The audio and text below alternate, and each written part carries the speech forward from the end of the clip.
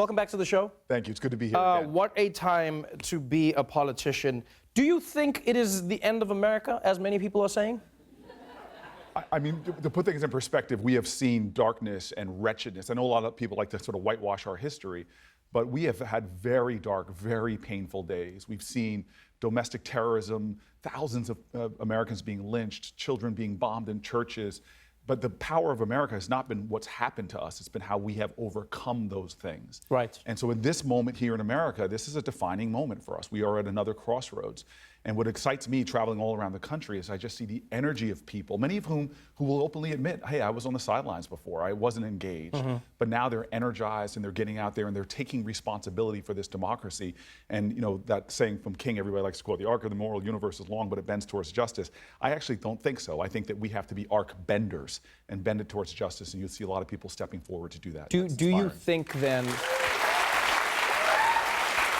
do you think that in some ways Trump was a necessary evil to get people off the sidelines? Because if people were no longer engaging in their democracy, and you now see more women running than ever before, more people of color running than ever before, more young people voting than ever before, was it inevitable that America ended up with a Trump-like person, and that restarted the energy that is voting? I think bad things happen when good people don't vote. The opposite of justice is not injustice. It's apathy, indifference, it's inaction. We've seen the consequences of that.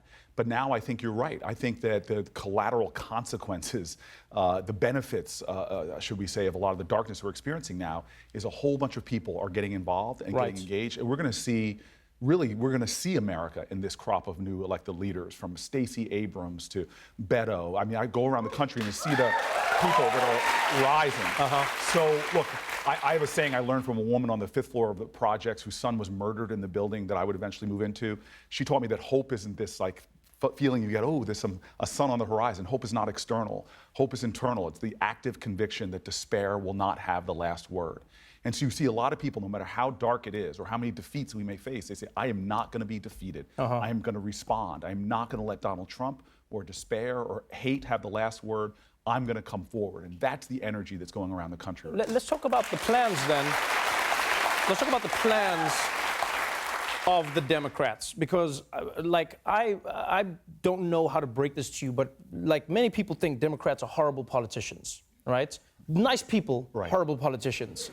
Right? So, I mean, you look at, like, it started for many people with the whole Supreme Court Justice. Obama, you know, picked Merrick Garland, and the Democrats were like, this is our pick, and, you know, and then, you know, what's his name, came out, and McConnell came out, and he was like, oh, no, we can't vote, and Democrats were like, oh, we tried, but it seems like the Democrats always give, and they're like, well, if you guys want to do the thing, but it seems like fire hasn't been fought with fire. Right. And for many people, they want the Democrats to have more teeth. Right. Now, at the same time, Michelle Obama's saying, hey, if they go low, we go high. If the Democrats were to win, what does that change for people on the ground, and where do the Democrats take the government moving forward? You know, so this is a little bit of my problem, and this might get me in some trouble, but look, I've lived the last 20 plus years of my life in an inner city community in Newark. I'm the only senator that lives in a black and brown inner city neighborhood. I had a young man shot on my block with an assault weapon. I have a drug treatment center across the street. I have people of great wealth and worth in terms of character, but last census, I think my neighborhood is like $14,000 per household. Right. And what angers me is before we even had a Donald Trump elected, we had a cancer on our soul of our country, a criminal justice system that treats you better if you're rich and guilty than poor and innocent. We still had kids in my city. People think Flint, Michigan is some kind of anomaly. There are over 1,000 jurisdictions where children have twice the blood lead levels in Flint, Michigan. I could go through the things that were going on before Donald Trump was elected that we seem to tolerate in our nation, a level of injustice that to me is outrageous. And Democrat or Republican, there have been things that have been voted on by both, like the 1994 crime bill that exploded our criminal justice system, 800% since 1980 alone. 1 out of every 3 incarcerated women on the planet Earth is in the United States of America. And talk about not listening to survivors. We jail survivors. 86% of the women in our prisons are survivors of sexual assault, sexual trauma.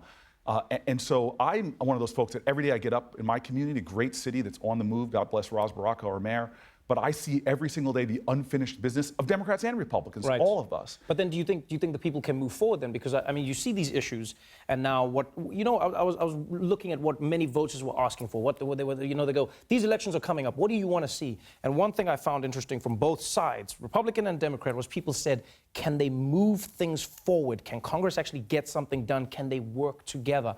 If the Democrats win the House, the Senate is looking unlikely, but if the Democrats win the House, do you think there is some semblance of moving forward, or does it become block Donald Trump time? Look, first of all, I hope we as a Democratic Party do not define ourselves by what we're against or who we're against.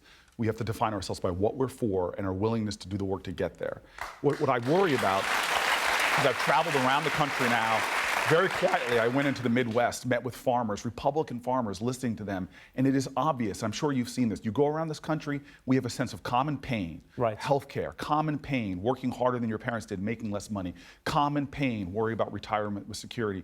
But we have all this common pain, but we've lost our sense of common purpose. And what I want to see is leaders, plural, it's got to be all of us, begin to articulate a common vision for this country, drive ourselves towards a common purpose, and rekindle, I think, that where America has been at its best, when we have a sense of collective sort of commitment to one another, shared sacrifices, understanding that there's no easy way to move America forward. It's going to take all of us really leading with a sort of a revival of civic grace towards one another in this country. And now all of that for me is the emotional side of it, which is beautiful and is the right sentiment, but I'm saying as an actual tangible thing. So we know criminal justice reform. What are your dreams and hopes as a lawmaker on the ground? I don't need to dream hope. I'm a senator now. Look, Right. I'm saying, like, what are the things where you go like... I just got a bill passed with Tim Scott, African-American Republican from South Carolina, because we saw that 3/4 of all the investment money is going into like 5 metropolitan areas, as if small business people in Appalachia or Newark, New Jersey don't have great ideas. Right. So how can we start getting investors to put capital into all of our communities? So we passed a bill that gave incredible favorable tax conditions if you invest in low-income areas, the poorest areas of our country. Right. It's probably going to move tens of, if not hundreds of billions of dollars. That was a place where we could come together, find common ground, and get things done. I've worked on infrastructure bills. I've passed legislation with some people that would surprise you. It can get done. And what worries me is if we fall into this reflexive tribalism, where the highest ideal of America becomes tolerance. Go home and tell somebody that you care about, I tolerate you, as if that's something we should aspire to. Or we're a nation of tolerance. That's no aspiration. We weren't called to be a nation of tolerance. Right. We were called to be a nation of love. Now that sounds like a weak word, but the truth of the matter is love says, I may not always agree with you, I may not always like you, but I see your dignity, I see your worth. More importantly, I see that my destiny is interwoven with yours. And what does love look like in public? What does love look like in public? What love looks like in public is justice. Is that a child is not addled with lead before they even get a chance to go to the first grade. Love is knowing that you're not going to get disproportionately stopped by the police and arrested. We have people in prison right now for doing things 2 of the last 3 presidents admitted to doing. Love says that if you work a full-time job, you shouldn't be below the poverty line.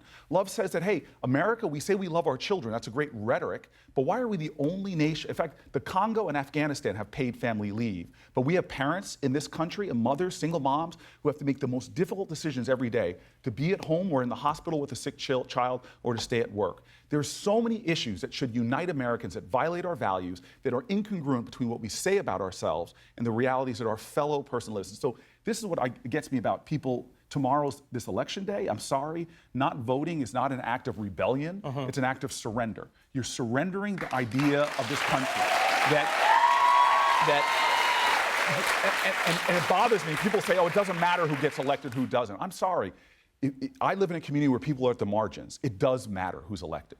It matters the difference between incarceration and liberty. It matters the difference between having health care for a terminal disease or not. It matters whether you're going to be able to retire with dignity and stay above the poverty line. These are issues that do matter. If it doesn't matter for you, then care enough about your fellow American to realize that the outcome of this election is going to determine real issues in their lives. So, you know, I'm fired up because I'm so grateful. I was calling into states today, last night talking to field workers, people who have been volunteering or giving up their time, running around this country, trying to awaken the consciousness of this nation. That's what leadership is. It's Goodman, Cheney, and Schwerner, black and Jewish and Christian and white, people from different backgrounds standing together and saying, what defines us is not our race, not our religion, that's not this kind of country. What defines us is what it says in the Declaration of Independence. These flawed Americans who were genius in their writings, I say flawed because they call Native Americans savages, right. African Americans were fractions of human beings. Stokely Carmichael used to always say, constitute. I can only say 3/5 of the word. But the reality is, they were geniuses because they knew we broke with the course of human events. We put a nation out there that wasn't about monarchies or theocracies or how we pray or how we look all alike. It was about principles and ideals. But they knew that if we're going to make it this country, we have to have this unusual commitment to each other, suppressing individual ego for this idea that we have a common cause. And at the end of that Declaration of Independence, they say we must mutually pledge to each other our lives, our fortunes, and our sacred honor. This is what this moment in America calls for. Committing your sacred honor to your fellow American and saying, you know what, we're in this together. I'm going to fight for you. I'm going to stand up for you. And most importantly, tomorrow, I'm going to vote for you. And this is what I love about tomorrow is like, if you're late for work or something, you could look your boss, why are you late? Because I was voting for my country. You can say that I was going to be there for America. I'm late because I was standing for late for America. I love that. Use that excuse tomorrow. Senator Cory Booker, everybody.